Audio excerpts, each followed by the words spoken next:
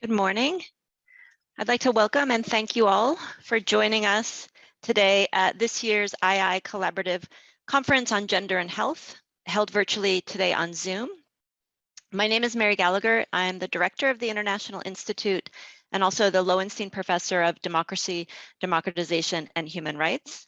Before we begin today, we acknowledge that the University of Michigan, named for Michigami, the world's largest freshwater system, and located in the Huron River watershed, was formed and has grown through connections with the lands stewarded by the Nishi-Ishikodawan Anishinabeg, the Three Fires people who are the Ojibwa, Odawa, and Potawatomi, along with their neighbors, the Seneca, Delaware, Shawnee, and Wyandot nations.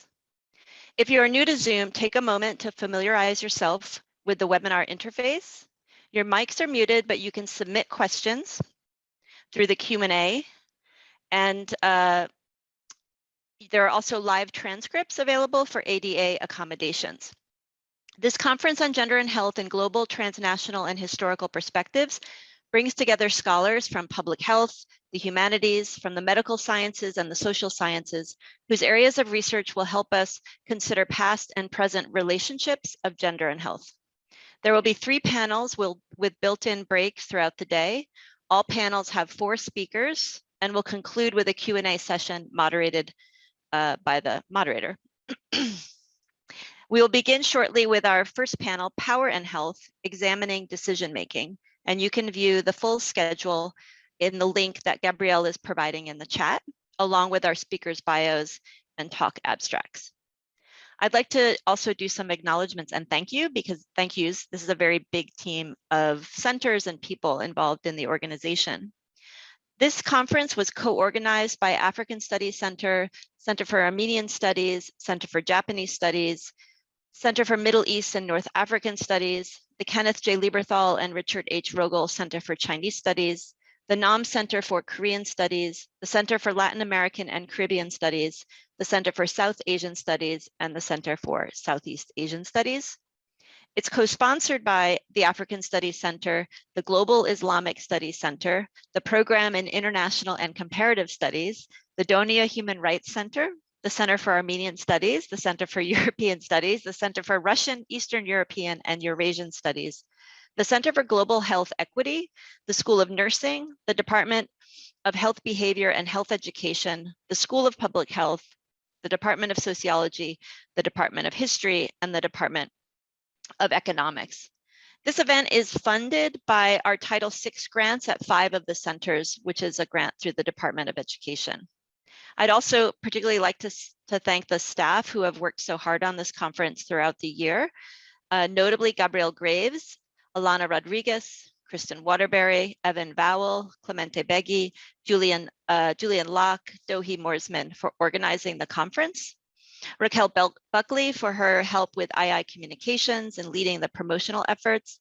And of course, a special thank you to Professor Victoria Langland, the director of our Center for Latin American and Caribbean Studies, and an associate professor in history and Portuguese at the University of Michigan.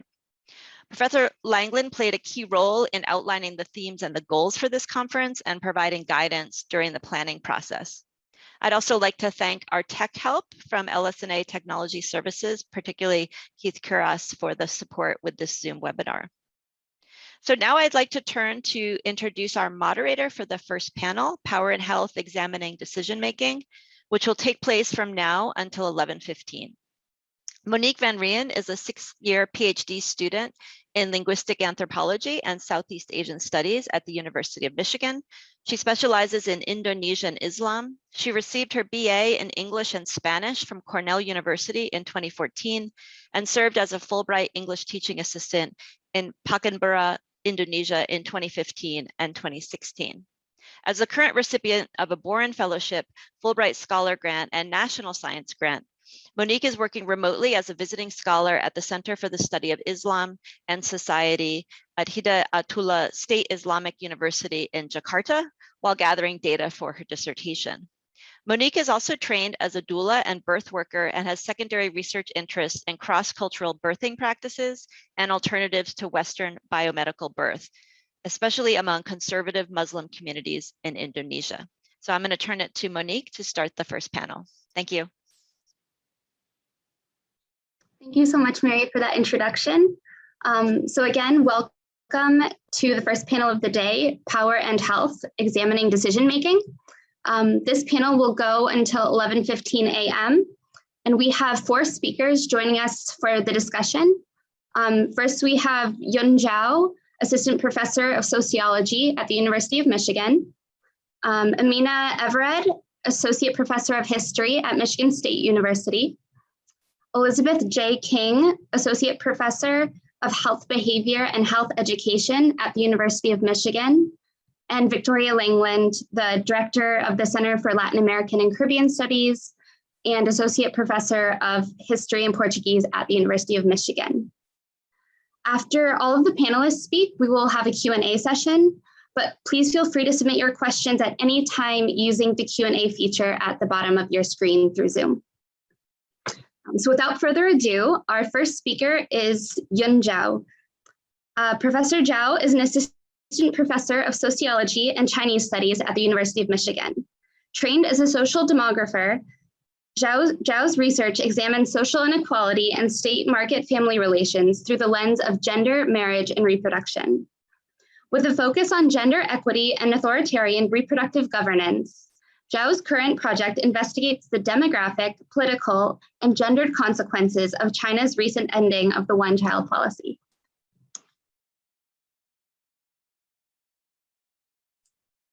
Thank you, Monique. I'm going to share my screen. Let me know if. All right.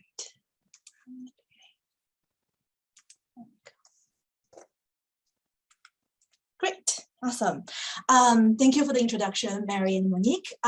Good morning, everybody. Thank you for being here. I am very excited to share my work with you today.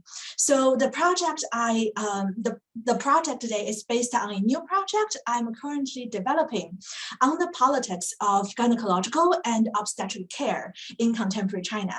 The overarching goal of the project is to examine women's reproductive and sexual decision-making at the intersection of the state and medical powers. So today I am going to present some emergent findings from the project, particularly looking at women's experiences of their gynecological care and its implications for gender equity in contemporary China.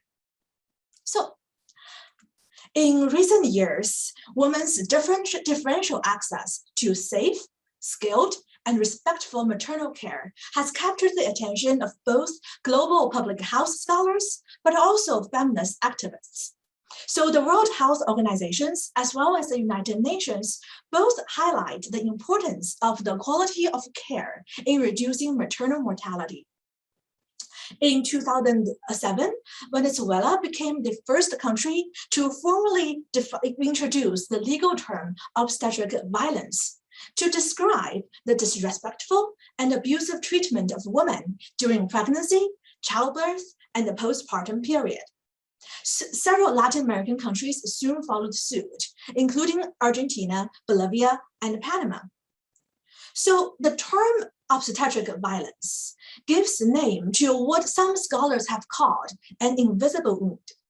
Emergent findings, particularly from Latin America and Sub-Saharan Africa, have also begun to center women's experience and micro-level interactions between women and healthcare professionals in studying healthcare access and outcomes, which have traditionally been used to study bi-survey data. So scholars have also placed obstetric violence within the broader nexus of gender-based violence and highlighted its gendered, race, and class dimensions to it. So this articulation of obstetric violence fits very well with another recent advancement in the literature, namely the reproductive justice framework.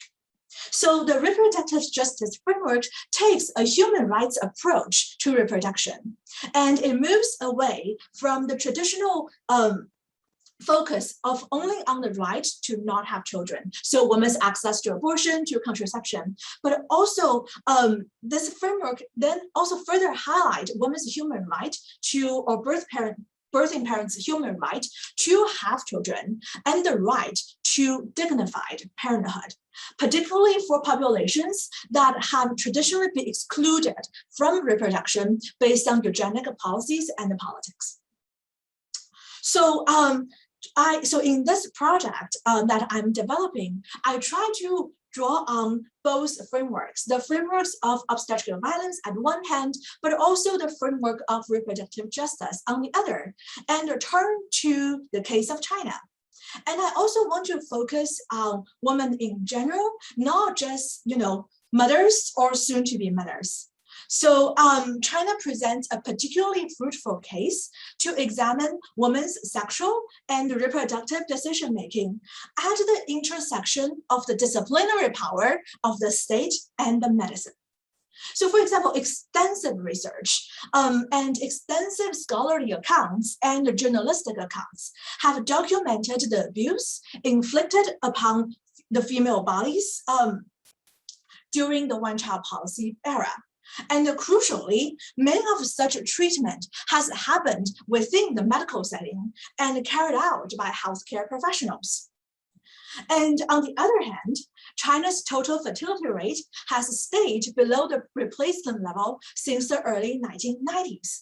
So fueled by a growing concerns surrounding China's rapid population aging, diminishing demographic dividend, and rapidly shrinking labor pool, in recent years, the Chinese Party state has put forth a series of pro-natalist policies since 2016, starting with the universal two-child policy, and in 2021, the universal three-child policy, which crucially targets all married heterosexual couples, which we will get to that emphasis of heterosexual marriage in a minute when I talk my findings.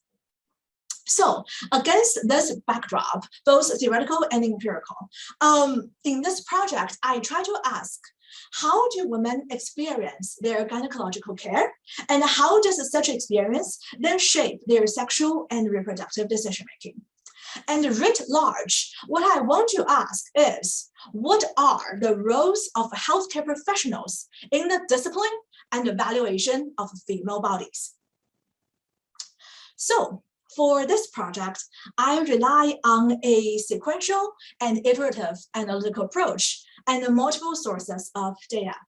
So first, in 2016 and 2017, I have conducted 115 interviews with highly educated, heterosexual identifying urban women and men in China. And that was, although that project was for my previous project on China's recent ending of the one-child policy, but also it's precisely in those interviews, I heard women talk about their hesitancy and fear surrounding childbirth or their fertility plans through the language of their ability or their inability to manage pain, like getting epidurals for birth in public versus private hospitals. And it was in those interviews that I heard women talk about their hesitancy for cohabitation or for premarital or outside extramarital sex through the language of the fear for pregnancy, the fear for pain, the fear for diseases. So it was through those interviews that brought to my own attention, or that I began to really see the health and medical component in women's sexual and reproductive decision making. So currently, I am doing a virtual ethnography of anonymous discussions in online support groups that particularly target women's access and experience with gynecological care in contemporary China. So this current portion of the virtual ethnography was to some extent guided by the in-depth interviews, but I'm also using that to further guide my next phase of in-depth interviews that targets patients and healthcare providers. So as I said, this is an ongoing project, and in the Q&A sessions, I would love to hear your questions about it, and I would also love to hear suggestions about it, about certain directions that can go. So today I will focus on the emerging findings from the virtual ethnography portion of the project. So in structuring my discussion of the findings, I want to just highlight and focus on two themes and two implications. Starting with themes. So I want to start with the vignette. This is a woman's experience about her visit to her gynecologist. And on the discussion board, she wrote, "Before the exam started, the female doctor asked if I had been sexually active. I told her, yes, I have, with my boyfriend. The examination was really painful with the use of speculum, so I made an involuntary noise. Then I felt she was applying an even greater force, and I was in more pain. She said impatiently, 'Didn't you say you have had sex before? Why would you still feel pain then?' So I kept quiet until the end of the examination." So this is one account from a woman documenting her experience at her visit. And perhaps as a mirror image, this is that previous woman heterosexually identifying.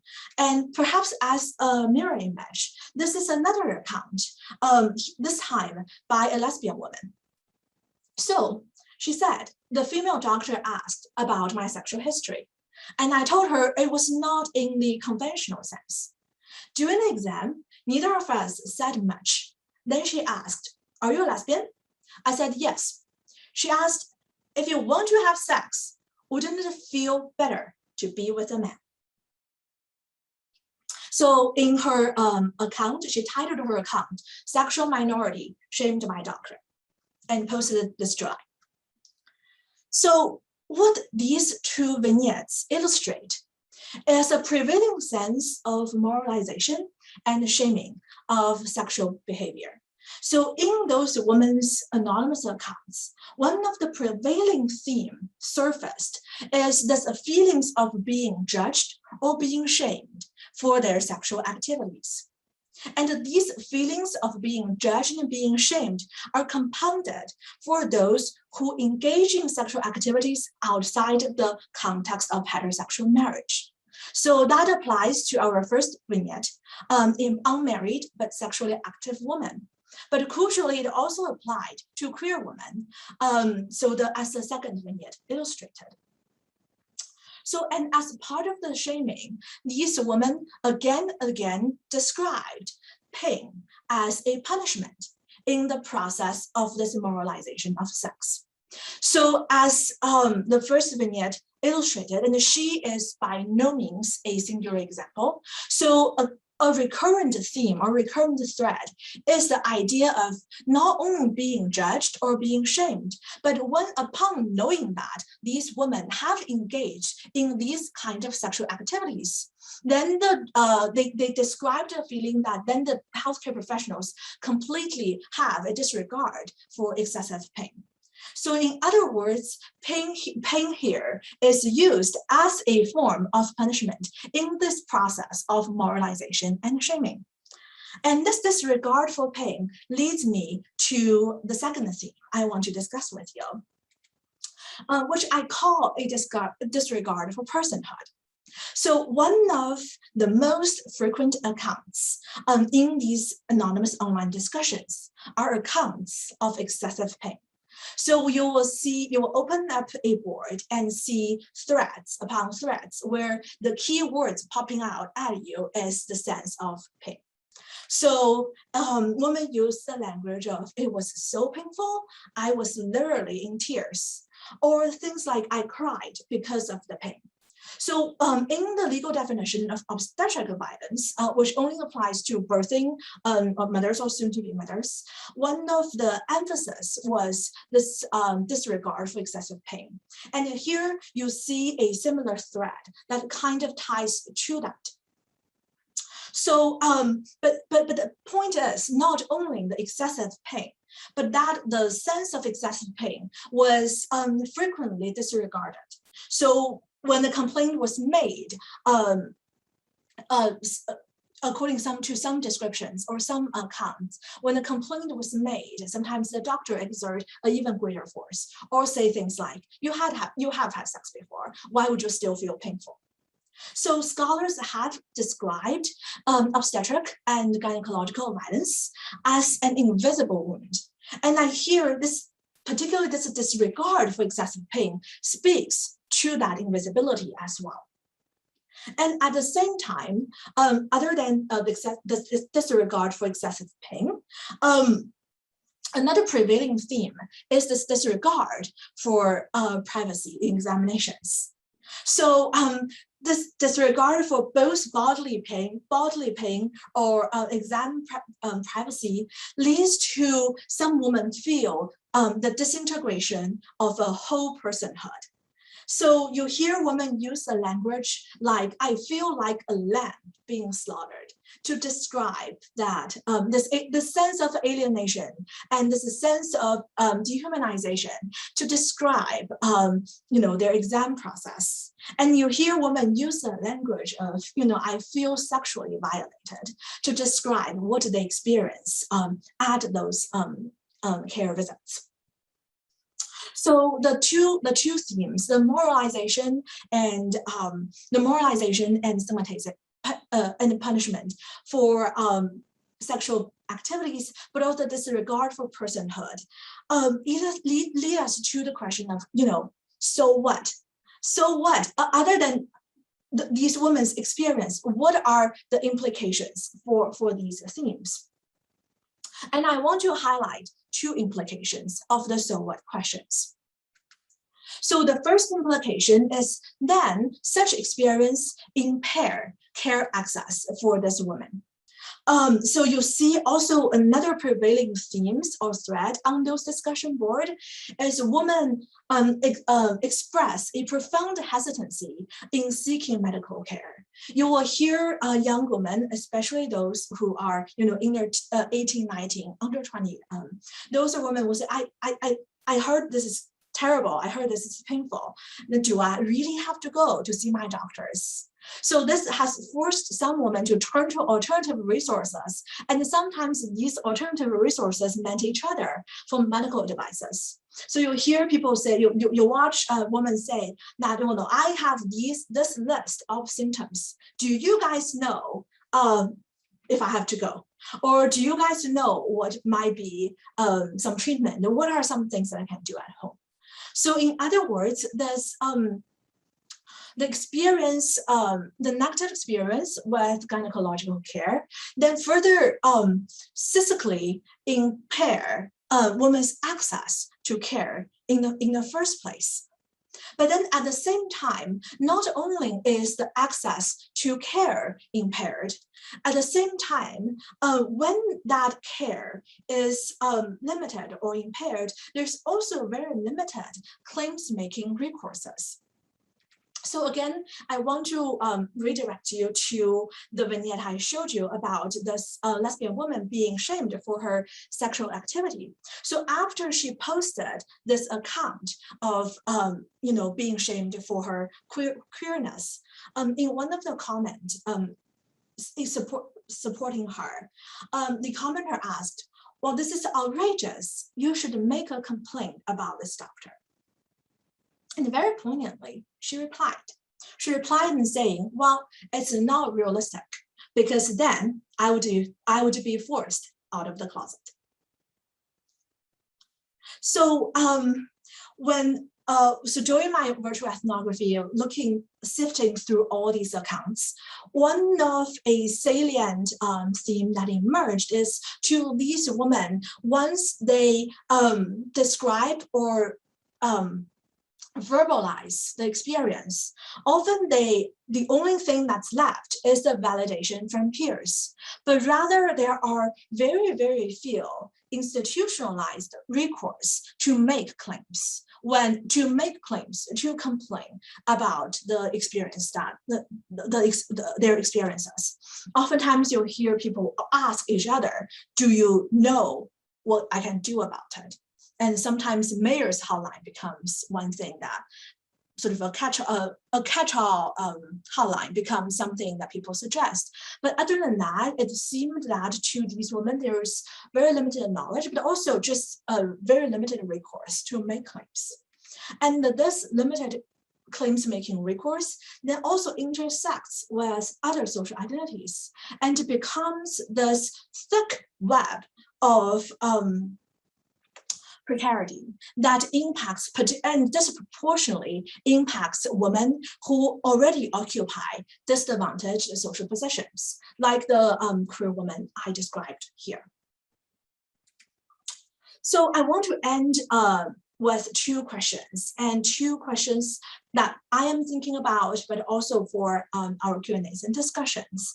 Is at the end of the day, or at the crux of the issue, it's a question of what are the values given to female bodies and how are those values assigned within a thick web of access of power dynamics. And what are the forces that disintegrate? And it's not only about the valuation or the punishment of the bodies, but I think it's also a question that we have to ask is, what are the forces that disintegrate also the personhood within the bodies, inhabiting the bodies? So together, this constitutes a sense of gendered precarity that is deeply rooted in the power access within a gender unequal social structures. Thank you so much, and I look forward to your questions and comments.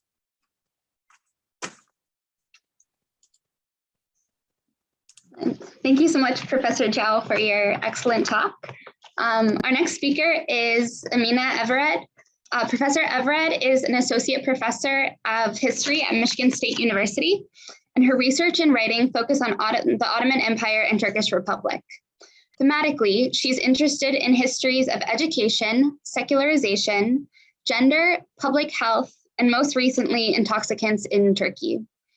Her publications include Empire and Education Under the Ottomans, published in 2012, and a series of authored and co-authored articles that appeared in the Journal of Historical Geography, Health and Place, Journal of the History of Medicine and Allied Sciences, Political Geography, Gender, Place, and Culture, the International Journal of Drug Policy, and Landscape History. Currently, she is completing a book manuscript tentatively entitled Social History of Alcohol in Turkey.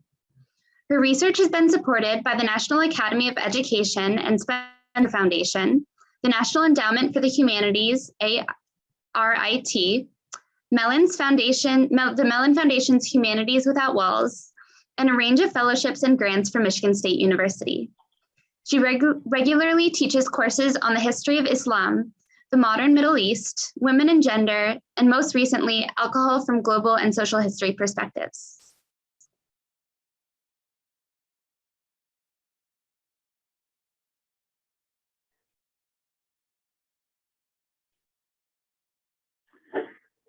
Good morning, everybody. I must say first and foremost that I'm a latecomer to the histories of health and medicine. After spending almost a decade, partly in graduate school, partly as part of my early academic career in histories of education, I had a conversion, not a religious one for that matter. It was a topical one. I started examining histories of public health in part because of my spouse and collaborator of many of the works related to public health issues. As a geographer, my spouse was interested in histories of wetland management in Turkey, and he was examining history of malaria. He's a geographer, so he doesn't know Ottoman Turkish, and he needed help from 1925 medical Congress reports, and I was helping him. In this almost 600-page report from the first medical Congress, then physicians are debating malaria. One thing that got my attention was how one doctor was talking about treating syphilis by giving patients malarial fever and then turning around and treating malaria. Now, as a historian who's also interested in histories of alcohol, I know how physicians swapped one alcoholic beverage with another when they were treating alcoholism, but I didn't know about physicians swapping one disease with another as a treatment. That got my attention to syphilis, and obviously looking at syphilis leads you to examine prostitution, and prostitution also leads you to examine alcohol. And apparently in history, those three are studied all together. That background tells you that for me, the transition from an empire to nation state, and in that transition, the new republic's effort to regulate not only disease but also morality is a concern to me. My paper today examines the emergence of state-led anti-syphilis campaigns in Turkey in the 1920s and 1930s. And it explores how the state created a new medical moral order surrounding its citizens' sexuality. In the middle of Ottoman Empire's collapse, Turkey's emerging Ministry of Public Health and Social Services was looking for ways to deal with the increasing prevalence of syphilis throughout its rural communities as connected with the returning soldiers from World War I. In this context of public health, matters of sex, reproduction, and sexual health were subject to state intervention and control in ways that included, but also transcended, concerns over morality. Implementing this transition, the state proceeded carefully to ensure that its efforts to govern the sexual lives of its citizens did not contradict with societal norms and values. Making syphilis a subject for state regulation, moral pronouncements regarding the disease were framed, represented, and dispersed as lessons in public health. As an outline, I will briefly provide, the sources for this study, and also look at how syphilis was framed in 1920s and 30s, but also how the state was tackling it through legislation, along with public health education. Now, early in the process in tackling syphilis, this emerging Turkish state created an institutional infrastructure devoted to public health. That infrastructure was partly creating a Ministry of Health and Social Services, but also appointing directors of health in each province to create a report about medical and social conditions within their domain. Now, that's a gem of material for historians, because not only we are learning about diseases and people's view of disease and their way of treatment, but we also get a lot of information in terms of traditions, the dressing, the existence of or lack thereof hospitals or nurses or teachers, economic conditions. So it's really literature that enhanced our understanding of disease and the way those local health directors frame diseases and shaped policies within the Republic itself. What you see in the screen is one of those medical social geographies focusing on what became the capital of Turkish Republic, Ankara. And in those medical social geographies, as I said, not only the social, medical, but also physical environment was covered in great detail, and sometimes even maps were introduced.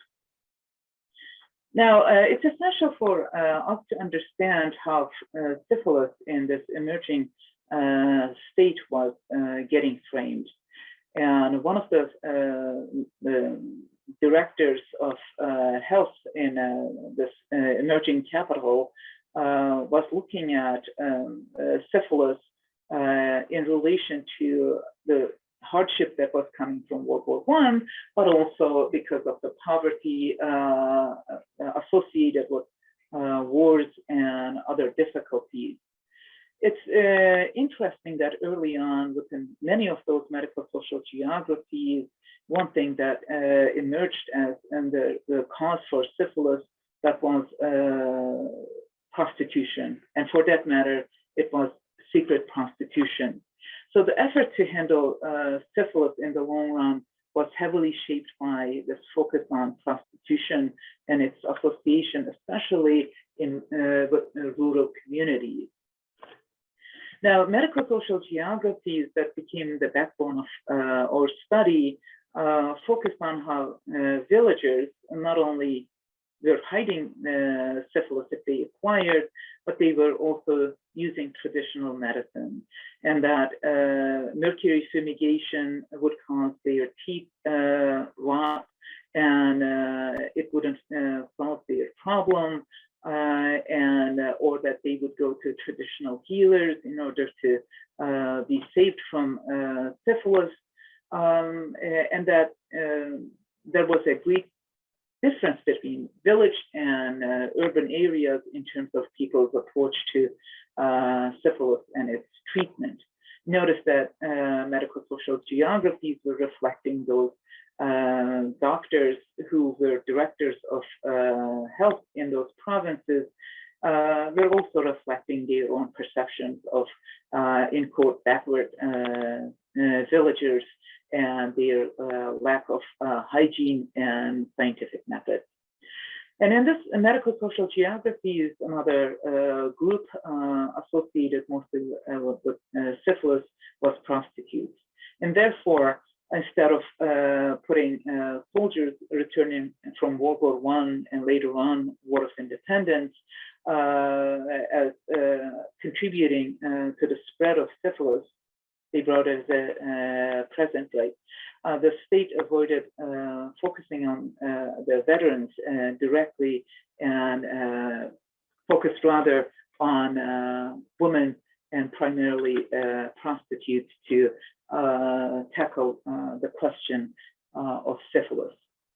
Now, in this process of identifying a policy, the newly emerging capital, Ankara, and how syphilis was handled in Ankara became role model for the rest of the nation. And if you look at the statistic from the year 1923, the numbers based on months are rather small.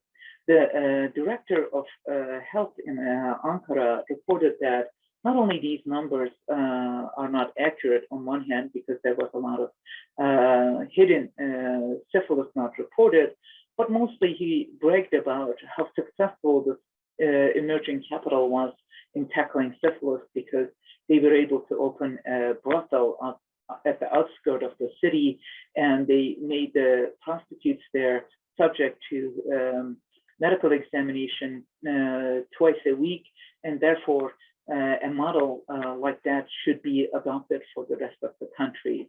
Now, the same director of health was also promoting prenuptial examination for young men and women getting married. And there was a pushback that an unmarried woman, assuming that they were all virgins, shouldn't be subject to medical examination as much, but that conservative push was not necessarily dictating the outcome. So eventually, prenuptial exam was mandated as a policy.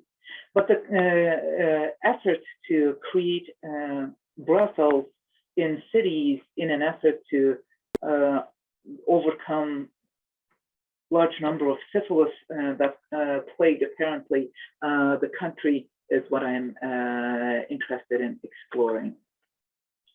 Now, in the medical social geographies, I mentioned that the doctors mostly trained in urban areas. A lot of them came from Istanbul, former capital of Ottoman Empire, had a view of countryside as plagued by particular practices that fed syphilis. One of them was alcohol and dancing parties called Oturak Alemi or Avrat Oynatmak became subject to a film, as you will see. The poster here, that young men, a dozen of them, would hire a prostitute, and she would not only dance but also serve them alcohol, and they will have this party for days, and it was a rite of passage. But the prostitute they hired was generally syphilitic, and therefore the cause for rural syphilis was emanating from this kind of practices. And unless you eliminated the tradition of those kind of parties, you couldn't get to the bottom of syphilis in those areas. Now, in late 1920s Turkey, two arguments were competing against one another. On one hand, there were the state employees, officials who wanted to ban prostitution, and on the other end, you have medical practitioners who wanted to maintain prostitution but regulate it. For them, prostitution, if banned, would lead to the spread of syphilis because it would go underground, and if sanctioned by the state and regulated by the state, that was the only way to control the spread of the disease itself. It surprises many people to realize that Turkey is one of the countries in the Middle East that has legalized prostitution, and all those practices that we see in Turkey, that to practice prostitution, a person had to surrender all the records, birth records, to the state and acquire an ID card to give her a legitimate status to work, but at the same time, such subordination to the state came with being subject to regular medical examination. Now, after framing the question as a rural issue, as an issue mostly associated with women, especially with the prostitutes, the state developed particular laws to tackle it.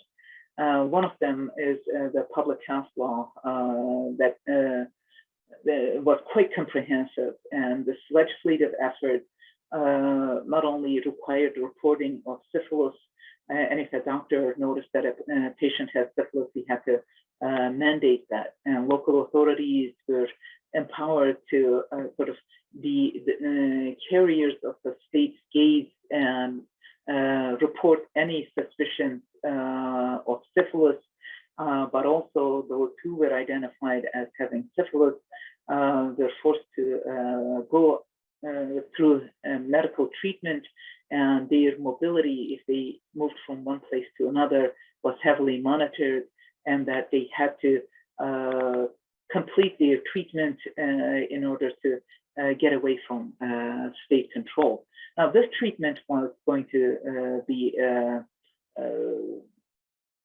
sort of paid by the state, but also there was a lot of concern about privacy of the patients to make sure that it won't be a hampering effect on people's interest in getting treatment. Interestingly, following the public health legislation, within 3 years, there's a detailed regulation about prostitution and venereal diseases.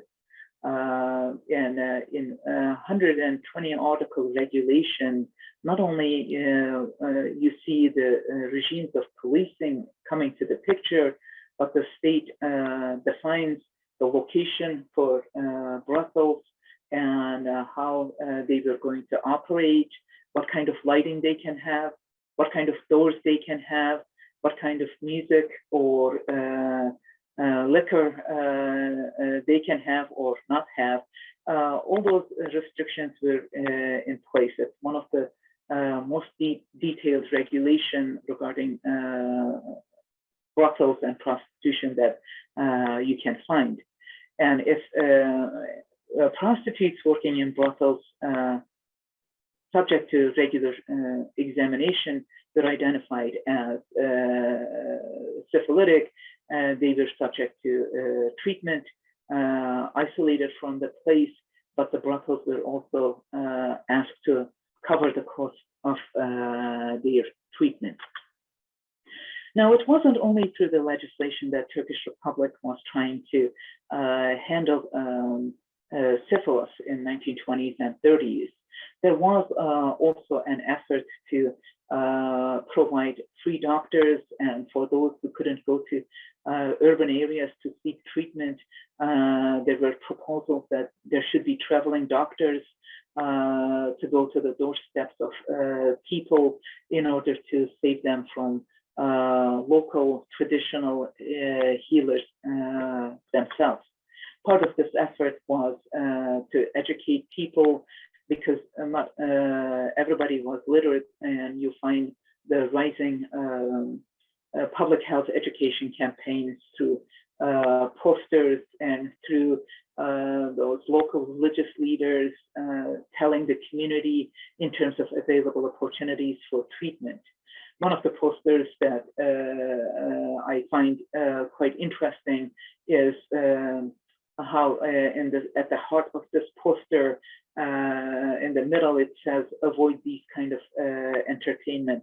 It's a brothel, and there's prostitutes, there's alcohol, but brothel and prostitution is seen as the cause of syphilis, and there was hardly any focus on how men also distribute that disease itself. Now, in that poster, the focus being the brothel and prostitute is important with a warning, but it was also showing people in an educational format of that there are different stages of syphilis. The concern was that people were not aware that the syphilis that they acquire may seem disappeared if they, when it comes back, it comes with vengeance, and that information, conveying that information was quite essential. And what the posters were also trying to tell people is that don't be afraid of catching syphilis, but be afraid of not receiving treatment. And they were also gently helping those people who had the disease to come and seek free treatment from the state. And sort of scientizing this disease was also part of the education that the state was using scientific methods to treat syphilis. The public health education was not only through the posters, through the local religious leaders, it was also through traveling museums. Starting in 1917 on, you find in Turkey museums, especially at the beginning in Istanbul, later on in major urban areas, public health museums with all kinds of images depicting different stages of disease would reach to people in an effort to educate them. And obviously in those pictures, one notices that there's a great deal of fear trying to be instilled in people in order to encourage them to seek treatment. And one of the posters in that travel and museum is image of a stillborn child or deformed children born, because in the eyes of the doctors, in the eyes of statesmen, syphilis was not a disease that harmed the individual, it also harmed the nation. Because for them, the problem, the question about syphilis was a reflection of demographic anxiety. And unless we look at this demographic fear, we can never understand why there was so much intrusion into private lives of people to handle that question itself. So in conclusion, I can say that identified as not only a danger to the citizen of the emergent Turkish Republic, syphilis was also viewed and confronted as if it were a threat to the very nation itself. While this alarm over the disease can be understood in part as deriving from both the state's precarious geopolitical context in the middle of transition from an empire to republic and its associated demographic anxiety, it was also integral to the changing dynamics of public health in a modernist Turkey. As in other modernizing states of the period, in many respects, Turkey prioritized its population as its foremost objective for governance. As such, the measures to confront syphilis in the nation state were socio-political more than medicinal in nature. Under these circumstances, perhaps one of the most marginal groups of the nation's populace, i.e. that of its prostitutes, were depicted as epidemiological culprits. Prostitutes and brothels, therefore, became the targets of state legislation, surveillance, and policing, thus enduring levels of social and state scrutiny that their many customers evaded entirely. But more than a small measure of irony, however, once regulated as sex workers subordinate not only to their clients, but also to the state, they were also idealized as one of the critical means towards overcoming syphilis. In this regard, Turkey reveals another regime of not just regulation, but of subordination of women that endures to this day, a practice of marginalization that paradoxically may be seen as having derived, at least in part, from the nation state's foundational ideals as based on medical science, public health, liberalism, and nationalism. Thank you.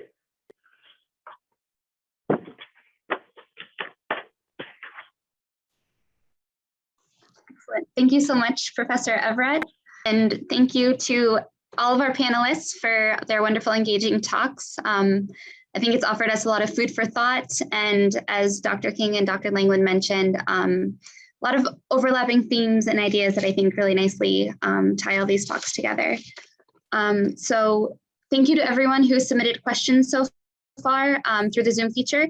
And we will be moving into the question and answer session right now with all of the panelists. So if you have a question that you've been formulating as you've been listening to these talks, feel free to submit them using the Q&A feature at the bottom of your screen at this time. For panelists and hosts, this feature is not available, but you can feel free to unmute and ask your own questions if you'd like, and we'll work to answer as many questions as we can before this panel wraps up at 11:15. So I guess to kick things off, we do have a question from someone in the audience, and this is for Professor Zhou.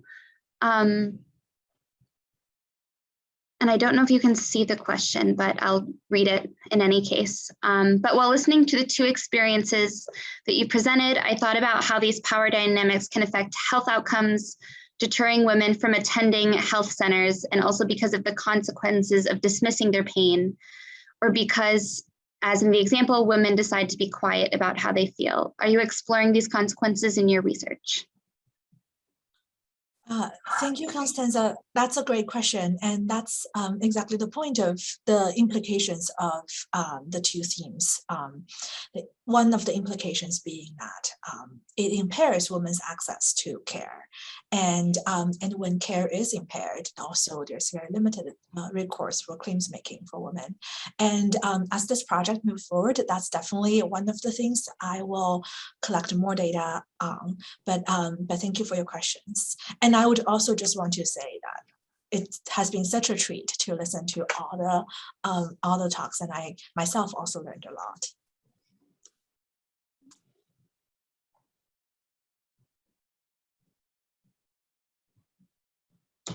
Great.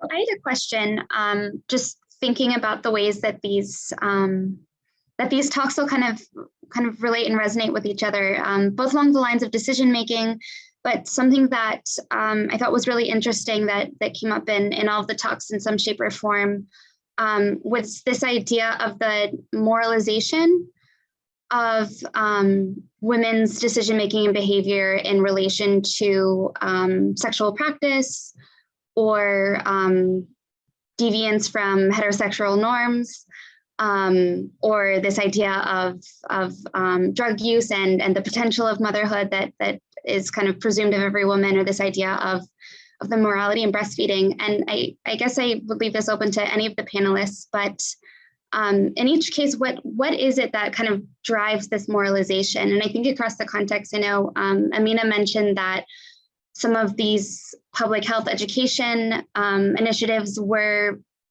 promoted by religious leaders. So you have that kind of in the background in the Turkish case. In China, I think it's very different that you don't have the same kind of drivers of moralization that you would have in the Turkish case, for instance. So I'm curious to know in this idea, where does that sense of morality come from? Obviously from the state, but what else is informing that in terms of the way that women's bodies are policed for being deviant in some way? I can elaborate a little bit about Turkish case, and I think you're right. It was not only moralizing, but also patronizing, right? Not only identifying what is acceptable, what is not, but I think the unique situation in Turkey is that putting women as carriers of disease position, and therefore justifying that their bodies should be regulated as opposed to their customers, men, going free, forces you to look at the decision making. And in this case, in 1920s and 30s, you didn't have women in medical profession, maybe one or two, they were up and coming, but they were not there. And a lot of them were men, and not only they are health professionals, but there's a unique situation in Turkey that they also entered into Turkish parliament. And therefore, all the discussions, they didn't even want to discuss when the prostitution in connection to syphilis was on the agenda. They wanted to make the decision and move on. You have to think about, their comfort level, right? They were not really comfortable to bring prostitution, syphilis to a parliament full of men. And so for them, the decisions had to make within, small groups of committees. And so whatever they were discussing, whether they were going to ban prostitution or they are going to sanction it by the state, but also, regulate it, it was happening behind the doors, not in public. As for the religious leaders, what they were telling to their constituents is quite curious. Sadly, we don't have, scripts of their preaching on Fridays, but in general, they would encourage people. They were promoted by the state to encourage seeking scientific treatment, and state as protector of their well-being was generally the tone of their language.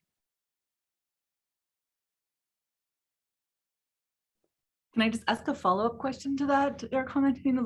Is there any difference? So you talk about it historically, but just thinking, is there any difference? I mean, in Turkey, but thinking globally and Russia specifically about, sexually transmitted infection prevention and control, and as it relates to involvement in sex work, it all falls on continuing to regulate women's bodies. There's very little around ever needing a medical book or record for being a client of sex work. Or, I don't know how it is in Turkey, and if it has changed at all. Are there, I don't really see a difference in how many women are in government versus the policies that are in place almost anywhere in the world. Thinking about public health interventions and. Right, and especially knowing that you work on Russia, and the past 3 decades or so, there was a lot of conversation in terms of women from former Soviet Union coming to Turkey and causing all kinds of sexually transmitted diseases. That whole thing about blaming women has always been there. Ironically, though, a lot of people started pointing out that this regulatory system that exists, that you can't legally work as a prostitute unless you have a state ID that gives you this sort of permission to do so. People say that the number of those licenses are so limited that it's perhaps 10% at most of all the prostitutes in urban areas that have the license. The rest of them go unnoticed. And I think it comforts perhaps the state that, you know, they are on top of it. But in essence, they are not. And rather than getting to the bottom of the question, like when they were fully aware that there was economic hardship, right, after World War I, they were treating the question without addressing to the causes.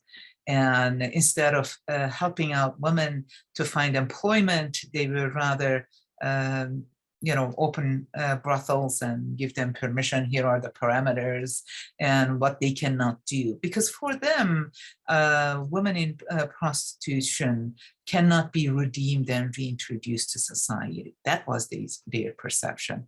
How much has changed?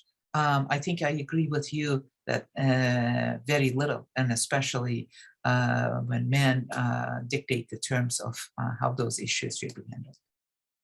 Especially given that, you know, would continually see that one of the biggest barriers to getting healthcare services or HIV prevention, STI prevention, you using a condom, it's often dictated by male clients, right? That they're willing to pay more for sex without a condom across various contexts and countries, places. Also risk of violence from clients, risk of violence from police, mostly men, right? Like that it's interesting that the same patterns of regulating, it always comes back to regulating females' bodies, but within these contexts where they don't have much power to do that. I must acknowledge that there's a lot of conversation around that. The violence that go not only you know, women prostitutes, but transgender people, and there's a lot of debate going on in Turkey, so it's not really muted, and that state dictates and everything.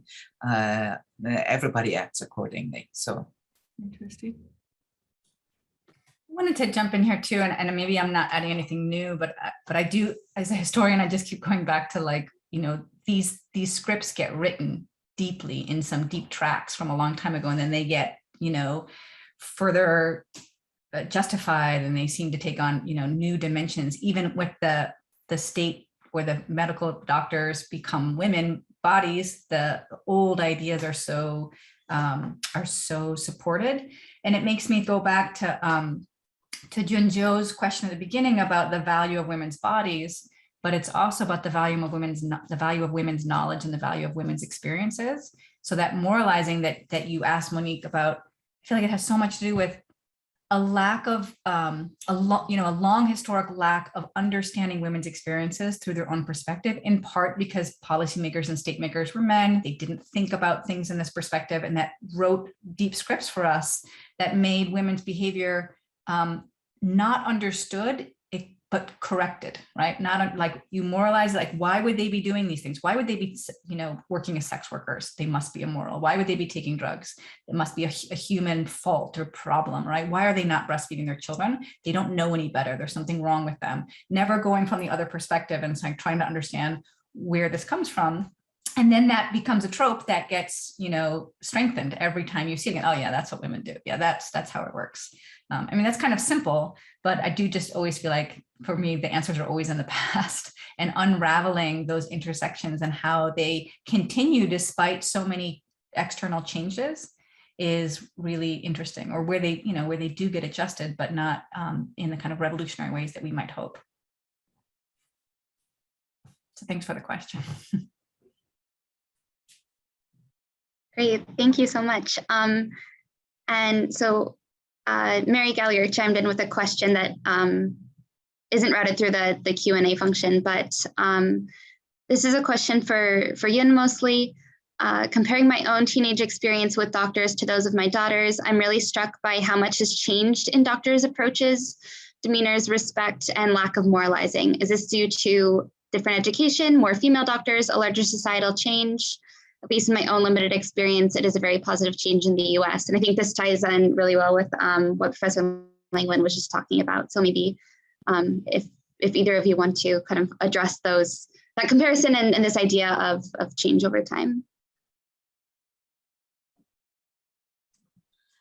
Thank you, Mary, for the question. I think in the Chinese context, something that has to do also with the capacity of hospitals and the amount of the sheer amount of patients and doctors have to come across every day. And I do see in the discussion boards, sometimes doctors chiming about, we just don't have the time and support to do the hand-holding or the emotional work to make you feel comfortable. We have to get through all the patients they have to go through. So I think that's a very unique feature, or perhaps not that unique to Chinese hospitals, just given, everybody was under this tremendous burden, the doctors are under this tremendous burden to feel that they no longer have the bandwidth to perform emotional work. And I think another part to that is to think about the patient-doctor relationship in recent years in China, and all the incidents that having a very damaging effects to the trust between patient and doctors. I think that also plays a piece into women's experience with doctors. So the assumptions going in is, it's a very adversarial one rather than a more amicable one. I think that also shapes these women's own expectations, but also the reactions that they have or the relations they have with doctors. Yeah, and I can speak to the question around breastfeeding, which is that part of why I first became interested in this history at all is because Brazil today is kind of a world innovator in human milk banking, in that they've got this incredible national system of human milk banks. They've developed low-cost technologies for how to preserve milk, distribute it. It's completely free for infants, hospitalized infants who need it. Something that our pediatric hospitals would dream to have. We don't have that kind of system in the United States. And they export this technology to other countries to show people by sending teams of researchers how they could do it themselves. And I don't want to paint this as a nirvana, but we do, Brazilian lactation advocates have learned a lot through trial and error, including one of the biggest messages is that breastfeeding is not an individual act, it's a social act, right? It's something that requires a lot of intervention, a lot of support from a lot of different people. It's not only for the birth mother, but it's something that many people, there's chest feeding, there's, like I said, human milk donation and human milk use. There's many ways in which people can deliver milk to an infant, but there's also many ways to support the act with good paid leave policies, collective support of human milk banks, et cetera. So there's lots of ways. It's really something that's collective rather than the earlier discourse of like, it's an individual woman's job to do this. She either does it well or she doesn't. She either knows what she's doing or doesn't. She either listens to her doctor or doesn't, but rather expanding the network of like, what does it mean to feed an infant? It's all of our responsibilities and how do we do this? And it's to all of our benefit to have healthy children.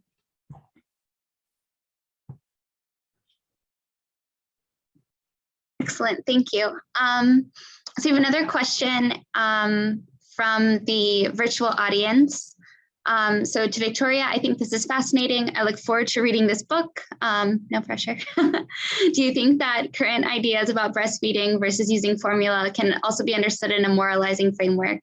I'm thinking in some Latin American countries where current women who do not breastfeed are being seen as quote unquote bad moms. Yeah, absolutely. I mean, I don't think that we ever reached this place of, again, just to use the word nirvana again, I don't think we've ever reached this kind of place. Probably never will. We're human beings. We have our movements. But definitely, I think that if you think about where we've gone with breastfeeding, it can now lead into this other place that is common to what we see in the United States, where it's an act of privilege, where it's an act of maternal identity, and only for certain women who have the kind of, support system to allow this to happen. And usually for birth mothers in particular, and the other forms of infant feeding don't have the same respect. But I would like us to get to a place where we support human milk delivery as a nutritional question, and not fetishize how it gets delivered and who exactly delivers that. And that we also support other options when, when necessary, but without so much of the judgment. So let me just go, I wanted to look at the, I lost the question. Oh, here it is. Yeah, so there's in fact some really interesting research on the pressure to be a good mom interfering with the act of breastfeeding from anthropologists in Brazil who studied particularly first-time mothers who go into the hospitals or birthing centers planning to breastfeed. And then when they have physical challenges afterwards, and it is demanding and difficult and all of these kinds of things, then it becomes a spiraling circle because they not only feel that they're failing at this act, but they feel that they're failing at motherhood because there's such a pressure on what this looks like. And so that has, there's definitely a lot of it. Yeah. Thank you for the question.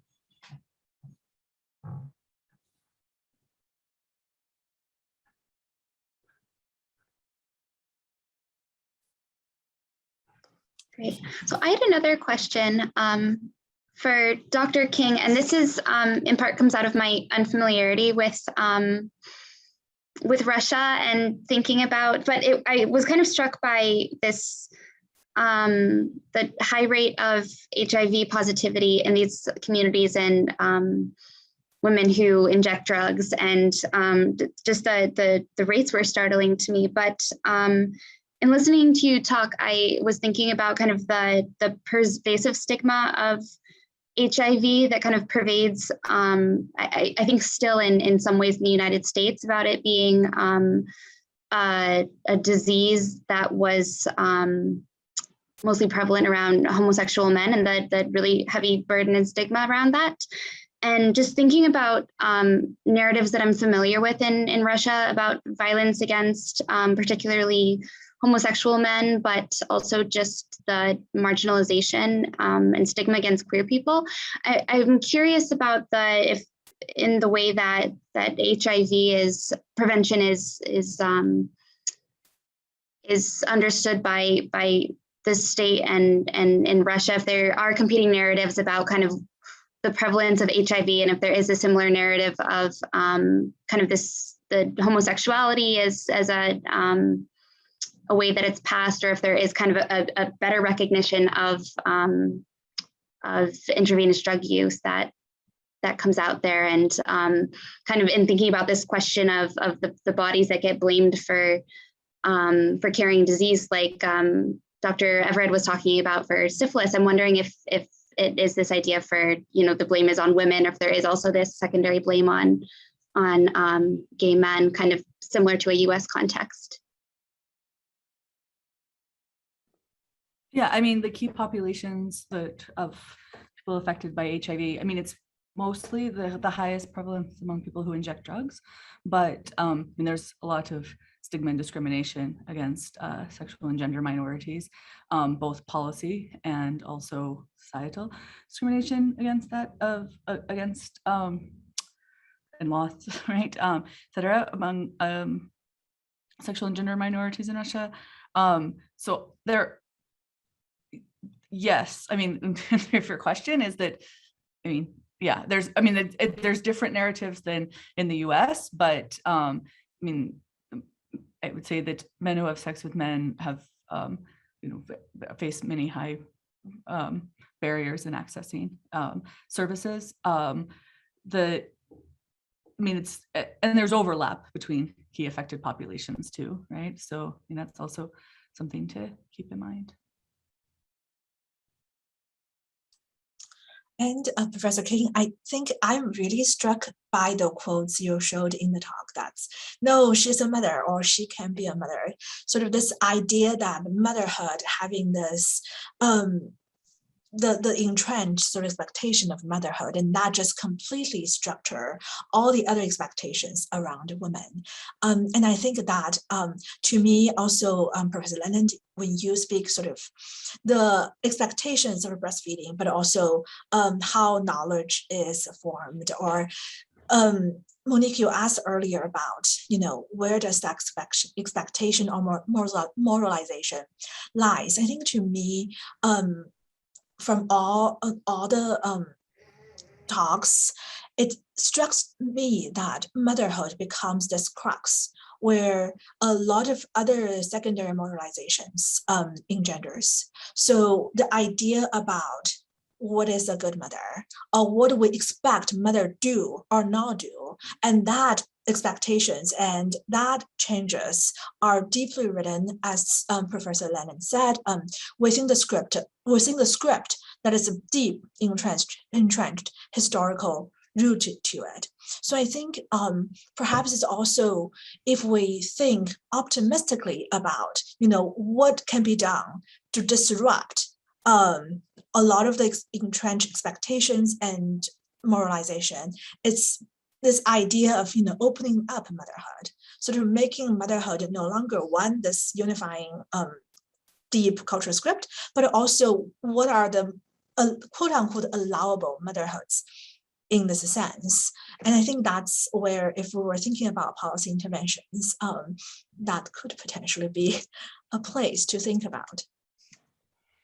Yeah, it's definitely interesting. I mean, I think that practices are changing for a little bit for the better, because it used to be very common in the medical healthcare system that if women were diagnosed with HIV during pregnancy, there was pressure to have an abortion, because there were expectations around who would be able to be a good mother or to be able to have a quote healthy child, right, to be able to prevent mother to child transmission. And then with breastfeeding, I mean, that's also pretty interesting, because women we're talking to now are saying that that's one of the hardest things about during the postpartum period, is not, as an HIV positive mother, is not being able to breastfeed, because according to the guidelines from Russian Ministry of Health, is that women would not breastfeed, and regardless of one's viral load, et cetera, which is different than what we see in other contexts. But and then the kind of the state's responsibility to provide these breast milk substitutes.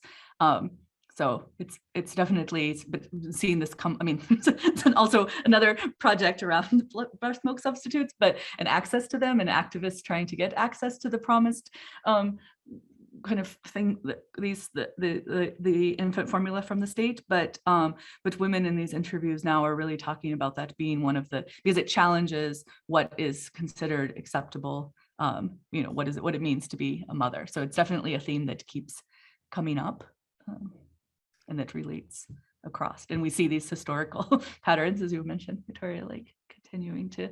Yeah, I think that's a great set of comments and connections. I actually wanted to ask Professor Everett, because I was thinking about some of the images you showed with the education campaigns around syphilis, and how it seemed, even though your argument about them targeting women sex workers in particular with policy is very clear, some of those educational posters make it sound like they're targeting potential fatherhood as well, right? Saying, you as well need to be careful because you will produce children that are, hurting the state. Do you see that in any language as well, or just in the iconography?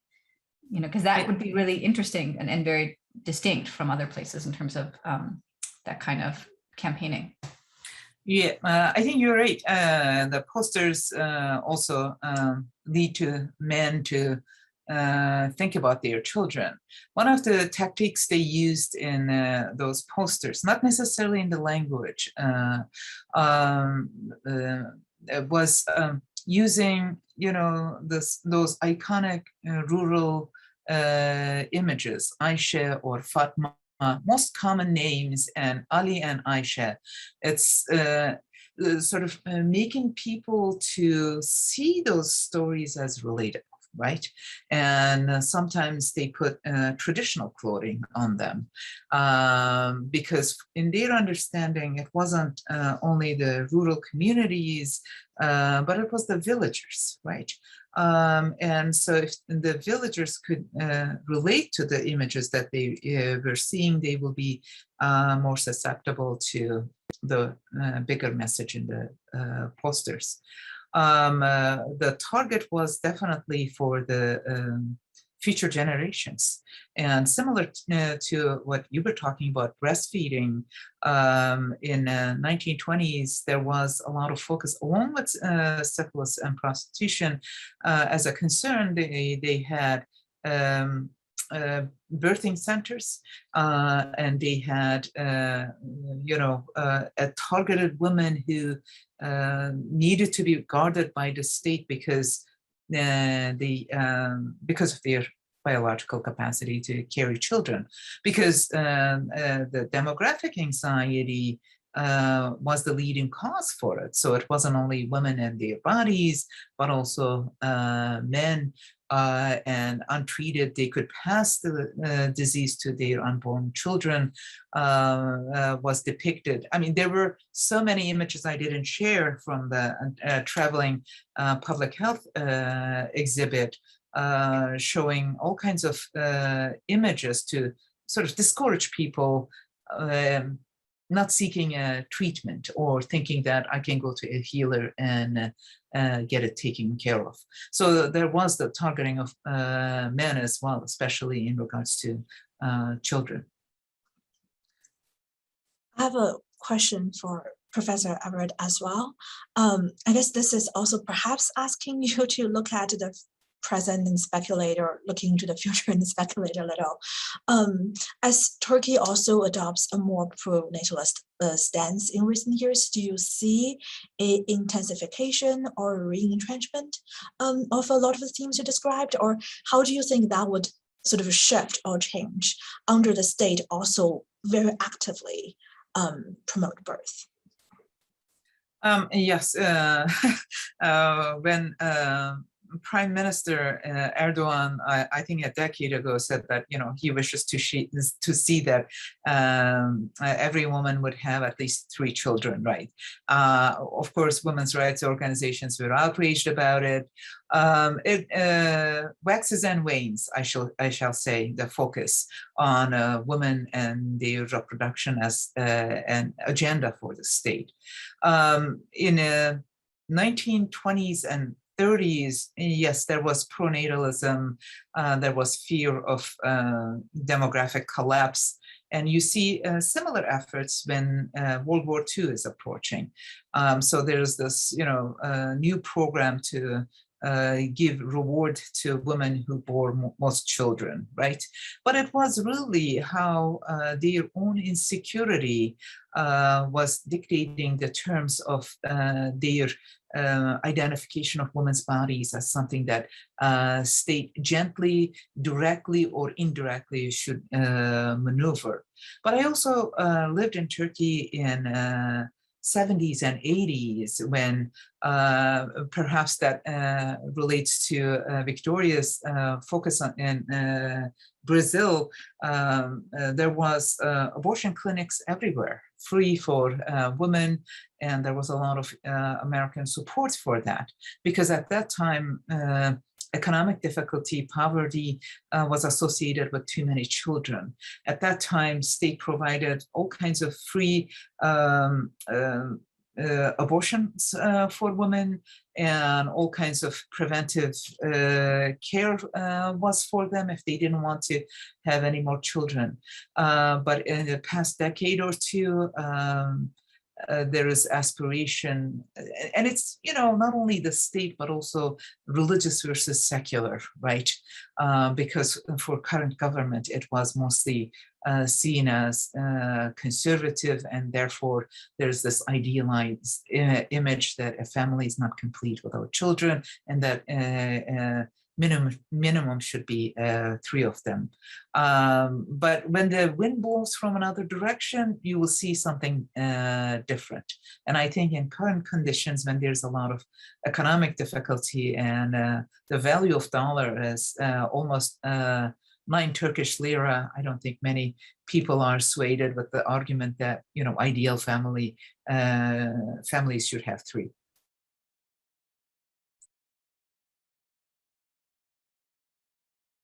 I think too, it's interesting in that context and thinking about this pronatalism, and especially in the case of Turkey, is which groups are encouraged to reproduce and to have at least 3 children, and kind of this idea of the labor in so many senses of the word of reproducing the state, and kind of this idealization of a Turkish nation of Turkish people and a certain kind of idealized ethnicity that happens with that and the ways that these conversations kind of work off of these imaginings. And kind of how you see that over time as well. I think the historical perspective is really fascinating for that. Turkey becomes a unique example in the sense that we, depending on who you ask, it's a Middle Eastern country versus a European country, right? You know, but there's this great big dichotomy between rural and urban. For Victoria's presentation, it was interesting to listen in the sense that in 1970s, when I was in elementary school, our school would get powdered milk, and it was part of US efforts. It wasn't only in Brazil, right? We were not necessarily drinking that milk, and we would bring it to home, and our mothers didn't know what to do with it, because in rural areas, breast milk, women never gave up on that, right? In urban areas, upper class women thought that, you know, it would alter the shape of their breast, and it was modern not to breastfeed. And so the rumor circulated that powdered milk makes a wonderful yogurt, thick as Greek yogurt. And so the ladies in the neighborhood would ask their children not to throw that powdered milk away, but bring it to home. How they alter what is intended to replace mother's milk to, you know, find a use for it. And I think I love the resilience of people in that sense, that they are not necessarily buying what is intended, but that they are bringing their own to the table. So. Well, this was an absolutely excellent conversation. I know personally it's given me a lot of things to think about and ideas, and approaching my own work and my shift to thinking about maternal health and from an anthropological context. But I would like to thank all of our panelists for your wonderful presentations and for this enlightening conversation we've been having. And I'd like to thank the audience as well for joining us and for your thoughtful questions and comments. So just to let you know, the next panel on maternal, infant, and child health in comparative perspective will begin at noon, so 12 p.m. Eastern. And you can close out of the Zoom meeting and re-enter, or you can leave Zoom running if you would like to attend the next panel. So otherwise we'll be on a bit of a break. So again, thank you very much for your time and your thoughts this morning. I appreciate it. I just want to say thank you too. Thank you, everyone, especially thank you, Moniek. Constanza, for your questions for all of us. That was excellent, and nice to meet all of you. Yes, likewise. And Likewise. thank you, Moniek, for moderating the panel and everything. Thank you, guys. Yep, thank you for organizing.